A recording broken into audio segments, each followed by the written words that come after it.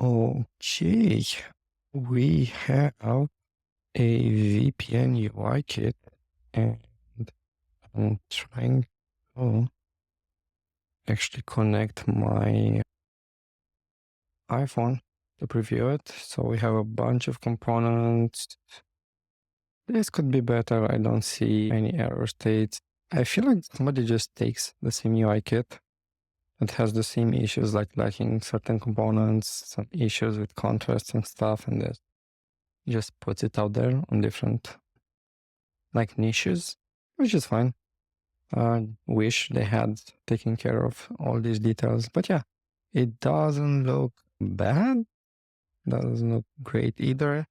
Definitely has like a nice modern look, auto layouts. So, yeah, better than what I've seen before. Contrast has improved a tiny bit, especially on the phone. The raw illustration style is a bit like minimalistic. These circles here, I'd probably redo. It's disconnected, connected, should be like green or something.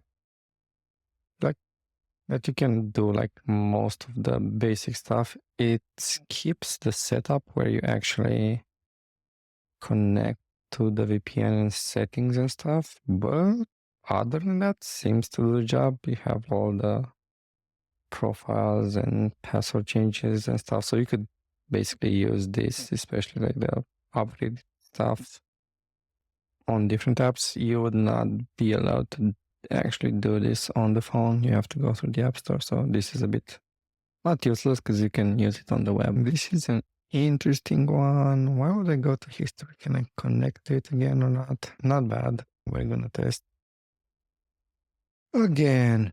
Yeah, these colors don't really work together, but again, not a big issue. You can fix it pretty easy with this. Wish there was a dark mode as well and some variables, but yeah, not a bad kit overall.